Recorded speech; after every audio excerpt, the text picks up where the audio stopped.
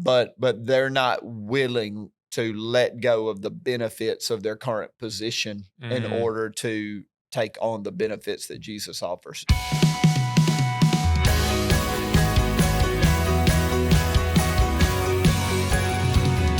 Hey, welcome to Ascend the Hill with Jeremy Austill. I'm Jonathan. This is Pastor Jeremy. How's it going? It's good. It is cold. It is freezing. We went from like almost fall to winter. Yes. Yesterday was day off. It was, yeah. I had all these plans of things I was going to do. I was going to shoot my muzzleloader and my rifle and sight them in for the hunting season. I was going to hang a trail camera. I was going to hang my stand. I was going to do all this stuff. And then got up and it was gross, raining, cold. And if I was going to hunt, I would have gone and hunted in that weather, but doing all the other stuff in that weather felt like a no-go. Yeah. So I didn't do really much of anything yesterday. And now today's Halloween. You're hearing this on November 1st or sometime thereafter, but it's Halloween right now. It's Halloween, or for those who don't celebrate, it is also Reformation Day if you are so inclined. Yes. But Halloween, excited. Actually, what's funny is we bought all this candy for people. We hardly have anyone come to our house, but we got some just in case. But we had to buy more candy yesterday because I accidentally ate into the candy that we already accidentally. bought. Yeah, accidentally. Just on accident. It just kind of fell in your mouth. Well, today, before we get started, we're actually going to go through, do a little fun little game here. Would you rather? Some of these are just normal would you rather, like everyday things. Some of these are Bible based. So we'll see how it goes. So we're doing this in part because after last week's episode, it just became really clear. Every episode, we talk about the weather and we talk about what we did over the weekend. We did. Now, noted, I have started by talking about the weather and at least what I did yesterday. But let's do this to just freshen it up. Yeah. Okay. So speaking of the weather, let's do a fun one. Okay. Okay. So would you rather have it be Christmas all year long, including everything that comes with it, the weather, everything you experience with it? Okay. Or perpetually fall all year long? Oh, perpetually fall all year long. Okay. And the reason for that is because Christmas is special. Yeah. And I feel like if it was Christmas all the time, 365 days a year, it wouldn't exactly be special. Yep. Some things they're special because they aren't pervasive. They have a little window and a season in time. But I will say that I do have a Christmas tree in my office. Yeah, you do. And it's Halloween. So I mean, we got the jump on it. That was last week. I think it was. Now at home, we've resisted. We still have all of our, fall harvest vibes. We'll put up the Christmas stuff around Thanksgiving, but in my office, it's a whole mood right now. All that said, I think I'd rather it be fall all year. But then you wouldn't get Christmas, right? Well, that's a ripoff. Yeah. I'd have to break the rules. I'm having Christmas one way or another. So. Oh, man. Well, would you rather be chronically underdressed or overdressed? Always underdressed or not always the amount overdressed? of clothes you have on, but the no, style. like for the occasion. Yeah, for the occasion. Because if that's the case, always overdressed. You're always dressed, but chronically underdressed or overdressed. So I guess it would be from whatever angle. I obviously comfort-wise would rather be underdressed, but I think I probably would choose to be overdressed. I think how you dress, number one, affects your mindset. I think when you are intentional about what you put on and you are intentional about trying to look nice, it has a positive impact on your mind. Yeah. Number two, I'd rather be overdressed in a situation that was important, that I needed to be ready for, rather than underdressed in a situation. So I don't know what this does for the beach. I don't know how it plays out in different arenas of life, but tuxedo. overdressed. Yes. All right, we'll do a few more. Old Testament, would you rather be cooped up in the ark for 370 days taking care of animals or lay on your side for 390 days? Oh, give me the ark. You can start having dialogue with the animals, even though they can't talk back.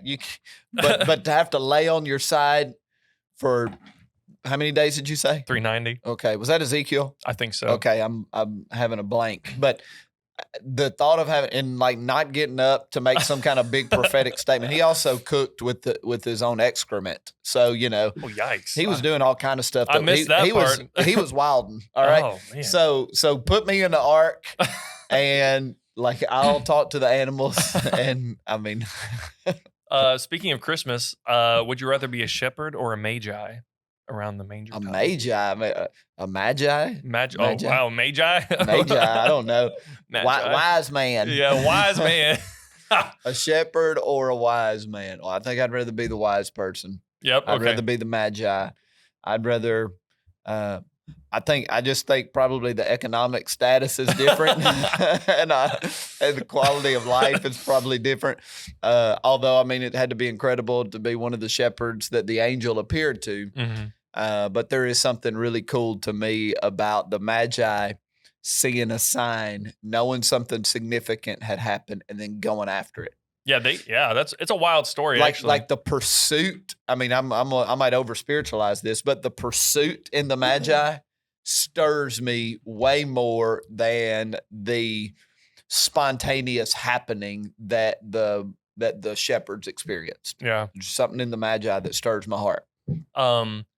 Would you rather have watched Jesus heal a blind person or watch Jesus walk on water? I think heal a blind person. Yeah. Because of the human element. I mean, the walking on water is incredible. Mm-hmm. And I understand the point of Jesus reigns even over creation. He was calling his people, his disciples into greater faith. He was revealing his divinity. I get what that meant, but in the grand scheme of things, Jesus healing somebody's blind eyes, mm-hmm. That would be unbelievable to see, not just the miracle itself, but how it affected the person. Yeah. Like you can imagine the tears, the joy, how it affects that person's loved ones. Yeah. Just how it changes their life completely. So give me that. Yeah. And That's more. a good question. These are good, man. Yeah. Well, two more. This one is hard for me, but like, would you rather spend an hour in heaven or a week with Jesus on earth? Hour in heaven or a week with Jesus. I think I would choose a week with Jesus on earth. Mm-hmm. Yep. I think because, obviously we're going to get to spend an eternity in heaven. The week with Jesus on earth, we walk with the Lord, we carry the Spirit, but it would probably be really convicting. Yeah. But for my rhythm, my routine, my way of life to be, for him to be in the middle of it and see how he navigated it and what he corrected, and to be able to get that direct. Yeah. I think I feel the Spirit speaking. I think this is what God, he's like really right there saying, hey, that was a waste of time. Yeah. Hey, I like that. That was a good one. That would be incredible. So last one, and it's related to our sermon that we're going to be getting in today. Would you rather be there when Jesus fed the 5,000 and be participant in like seeing that happen, or see him raise Lazarus from the dead? Oh, man. I think probably raise Lazarus from the dead. I don't even know why I would say that other than a resurrection from both miracles are, absolutely impossible. Yeah. But I guess because the resurrection of Lazarus is so intimately acquainted with Jesus' own resurrection, even with some of the similarities in the account, I would like to see what, like Jesus in the text, it says he's angry. It says he wept. Yeah. I would like to see those emotions, knowing with 2,000 years of understanding what all went into that, but just to witness it, to be a part of it. I think that would probably be my pick. No, that's great. Yeah. And what's interesting is, we're going to get into of course, this past week we, got to Lazarus' resurrection, which is why that was the last one. We finally got him up out the grave, finally. We took our time with this one, didn't we? And so he comes out of the grave, and I think one fun question to ask and wonder is, their whole concern about Jesus, them rolling the stone away, was like, it's going to smell. Right.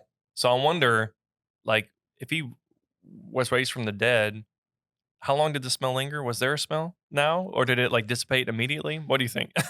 What do I think? I think he probably. You think he's stunk. still? Yeah, it's still stunk. Well, maybe he didn't, but the grave clothes do. Oh yeah. I think there was still a smell, and it's completely irrelevant and doesn't speak to it. But for me, the smell still being there, is kind of has a beauty in it because Jesus didn't, in theory, make the smell go away. Yeah. To make it more convenient or comfortable or palatable for himself. Like he pushed into the stench of humanity. He pushed into the stench of death. He pushed into the discomfort and the inconvenient. And so, it probably still something in there. What he was laying on, it done picked like something. Even if Lazarus, because the stench on Lazarus would have been decay. Yeah. And obviously when he gets resurrected, the decay's gone, everything's gone. But something probably, y'all know. Yeah. Like how if you cook bacon in the house, yep, like the bacon is in everything. Like if you go to a Mexican restaurant, when you get home, you smell like it. Yep. So the smell's there. Well, and I wonder why. John. This is in John, and I wonder why. Like this was probably his most Jesus's most visible resurrection miracle because of the nature of everything surrounding it.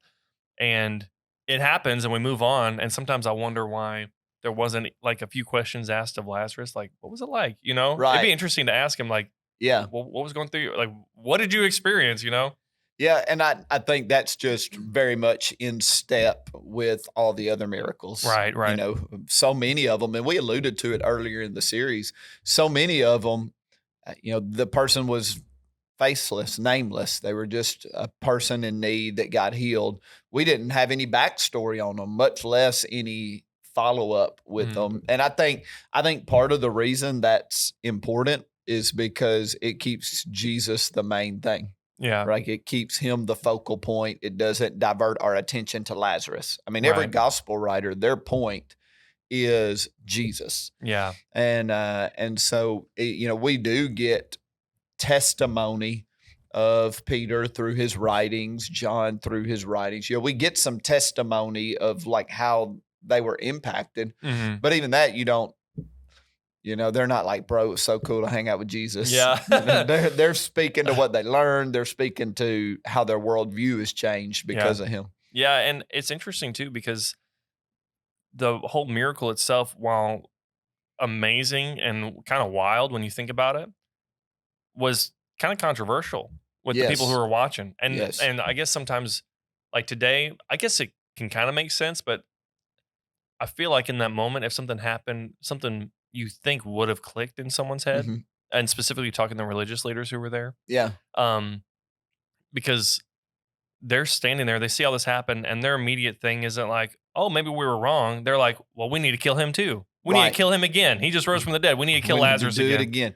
Which just shows how A, stubborn, B, prideful, C, deceived we can be as humans. That and Jesus even alluded to it, that it's not the miracles opened some people's eyes. It did say that many people deserted the Pharisees and started following Jesus because of what happened in Lazarus. Yeah. But there are plenty of people that even if they see a miracle, they're not going to change. Yeah. Because their heart is hardened or they are so entrenched in certain, and we've seen it in our walk with the Lord. People that have radical encounters with the Lord, people that God does a miracle on their behalf, yet they drift out of the faith, right? And that goes back to Jesus's parable of the seed. There's some seed falls on the path and it gets plucked up by the enemy. Some seed, falls among the rocky soil and it just never takes root. Yeah. Like it's received, but it doesn't take root because they didn't have cultivate their heart. Others, the cares of life choke it out. They're just too focused on the other stuff and they can't detach from that. But the to me the biggest thing it shows is how as humans, how desperately we want to be right and not be wrong, and to be on the wrong side. And I mean, you would think like the easiest thing is, well, I'm wrong. Let me just switch over here to being right. Yeah. But we see it over and over again with people that like their greatest fear is being wrong. Yeah. And so they will dig in their heels. They'll create justifications. They'll find loopholes. They'll do whatever they got to do to not be wrong, which is pride. Yeah. You know, it's self-centeredness. It's about me. It's not about anything else. And yeah, you would think, and probably, I mean, there were some Pharisees, there were some Sadducees that did end up following Jesus, right? You know, Nicodemus, one of those. You know, there are people that did, but yeah, they were so entrenched. And then you get into the sovereignty of God. Like there had to be a remnant of people that wanted him to die. Yeah. Right. And that's a bigger, difficult question of, you know, and you say, well, why did God make, you know, if God's sovereign and in control, why did he, you know, have basically set some people up to fail? And I believe that there had to be somebody, there had to be a contingent of people that wanted Jesus to die. But I think every person within that had the chance to not be in that crowd. Right. Right. They saw what everybody else saw. They heard what everybody else heard. But because they were too prideful or they were too entrenched in their own way. And look, some of the Pharisees, some of the Sadducees, their position benefited them so greatly. Yeah. And Jesus was a threat to all of the benefits they had. And there's a lot of people that will hear the message of Jesus. They'll be stirred in their heart. They'll see God do great things in other people and maybe see God do great things in their own life. But where they are, there's too many benefits. Temporal benefits, of course, in the natural benefits, of course, but they're not willing to let go of the benefits of their current position in order to take on the benefits that Jesus offers. And so, it's a really intriguing. And then, like you said, and we touched on it at the end of the message, they wanted to kill Lazarus too. Yeah. They're like, we got to get this guy back in the grave. Yeah. And I didn't spend much time on it Sunday, but I love that little addendum to the account because what God did in Lazarus led to a lot of people following Jesus. And everybody that's listening here, what God does in you has the capacity to lead a lot of people to Jesus. Yeah. I just think that's just a nice little touch at the end. Yeah. When Lazarus comes out, he's covered in grave clothes. And we talked about in the sermon, and you mentioned we need, he still needed help because he was kind of wrapped up. He couldn't unwrap himself. Yep. And it was probably one of those like straitjacket moments, like a magician trying to undo it. And he's like, well, I don't have the key. I need help, Yeah, some Houdini stuff. Yeah. And so he needed some, like, I wonder though, like, because there can be a frustration when you're in your walk and you have grave clothes on and you're trying to get out of things and you're just like, this is just taking forever. Why can't I just need this? I need something to happen like now to set me free from something, not a progressional thing. Yeah.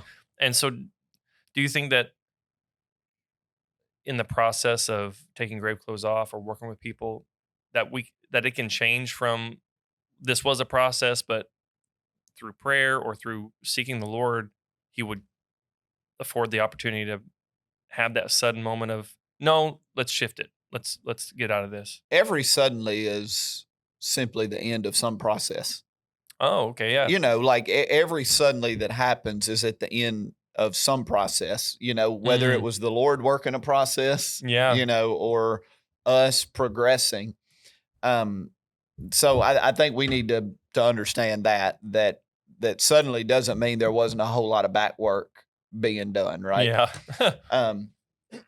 I also think it's important to embrace that some growth and some grave clothes coming off and some things changing in our life is a journey. And the reason I think it's important to embrace that, number one, is that like his love, his grace and mercy sustains me while the grave clothes are coming off. Yeah. Right. Like that he's not looking to the day the grave clothes come off and like waiting for the day when we're finally over this mess. Yeah. Right. He's in that process and he's committed to that process. And I do believe there is a reason why we don't get suddenly with everything. And I think the reason is the Lord is the goal. Yeah. Like he is the objective, like walking deeply with him. And there's some stuff that takes time, but in the time it takes, we are becoming more deeply rooted in the Lord. Yeah. We're becoming more dependent on the Lord. We are becoming more deeply acquainted with the Lord, knowing him and his ways. Like it's not just about getting the grave clothes off. It's all the stuff that God reveals to us on the way. And in most instances, this is a very unique, specific, happening. Yeah. But in our spiritual life, when it comes to the grave clothes, a lot of times what gets those off of us is revelation and truth. And then us responding to that revelation and truth, and life change follows the truth and the response to the truth, right? Yeah. And so part of the reason it takes time is because we got to let go of some lies. We've got to let go of some old ideas, and those have to be replaced with truth. And a lot of the reason that grave clothes last a long time is because maybe we aren't as committed to discovering the truth as we should be. Yeah. Like our truth is to us, of course we live in this age of like your truth is your truth and all that baloney, but for us, like our truth is like, this is what happened to me. This is what my life is. This is what, and instead of saying, nah, this is not something I want. Yeah. Now let me find the truth that sets me free, right? Let me find the revelation that'll break this off of my life. We just embrace where we are too much. So it is a little bit of a tension point of like the grave clothes have a purpose in the sense that, we're on a journey to get some of those off of us. And on the journey, we become, our affections for God grow. Yeah. Right. We become more dependent upon him. We know him better. And then as we become more dependent on him and we know him better, truth is being revealed to us. And that is the process that the grave clothes come off. Now, where people play a role, and I think it was really valuable that Jesus said to the others, y'all need to unwrap him. And I think there was like Jesus, like I did the part, like I did the resurrection part. Now there has to be some investment on y'all's end. And it's, in little ways, in some ways, it's like, when somebody, the difference between you giving somebody something for free versus them having to put a little work in for it. Yeah. Like the value of it changes, right? Yeah. The value of it changes when it's done like that, know?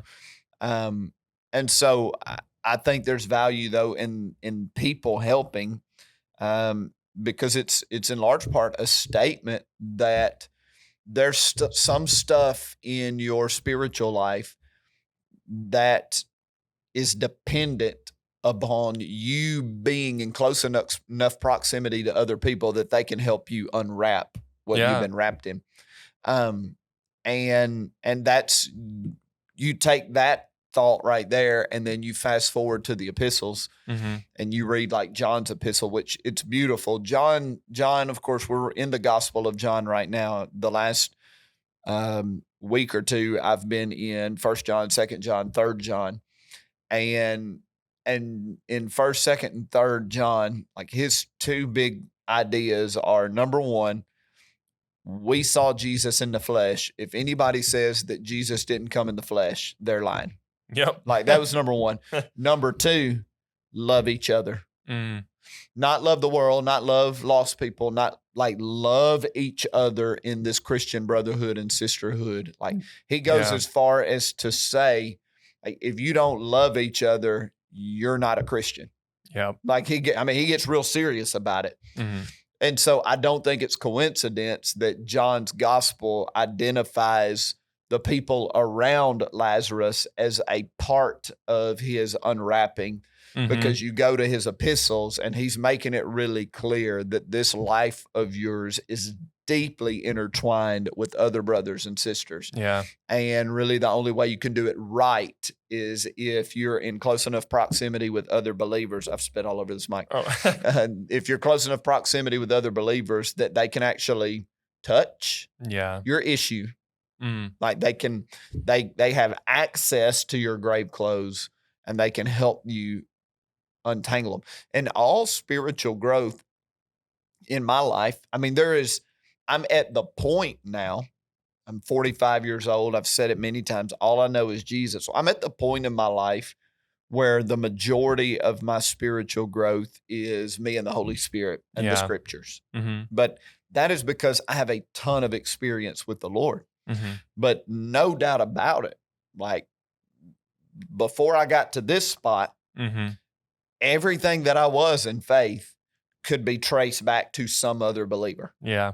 It could be, freedom that I had in certain areas, passion I had in certain areas, a sense of confidence, faith could be attached to other people. And so, I said it on Sunday, this is a great moment of, hey, you need to be a part of a local church and you need to be like in it.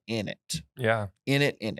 Yeah. So, and in this story, we've talked about, we've mentioned what seems to be the two sides of this story, which is religious leaders getting almost more ingrained in their anger, frustration, anti-Jesus thought processes, and then the people around Jesus growing more and more in faith, understanding that he really is the Son of God. Yeah.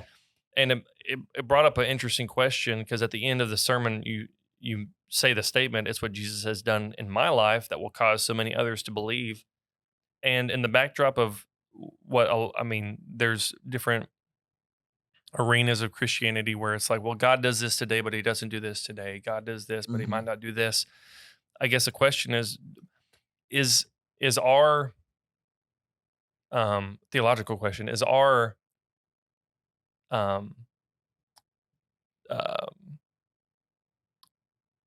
showcasing of Jesus in our life, our like presenting him and being very vocal about our faith, does that open up the opportunity more for God to move in our life? Like almost like because we're so vocal in our faith and standing up for him, he moves more in that situation so that he can be shown to be real to people who see us being vocal? Or is that even a biblical question? It's an interesting question, because it seems like that could be a thing, but also it's not formulaic either. Yeah. So you're asking if we are more, I even talked about how Jesus prayed in the message, that he prayed to the Father out loud and even said, Lord, you always hear me, but I'm praying out loud so that they'll believe. Yeah. So kind of in that vein of like, the more we live out loud and put our faith on, like out there on the table, that possibly increases the God activity through our lives. And if you have two examples of people, one, they're kind of vocal, they go to church, but they go home and they're always praying for God to move, but it seems like they're always stuck in something. Or the person who is like, you see them all the time on social, or you see them all the time in person, they just seem like they're always expecting or believing, like, no, the Lord can do this. Like, not that, you know what I'm saying? Like, yes, kind of like what you're saying about Jesus, Yeah, I mean, I think in all arenas of life, the person who is more intentional,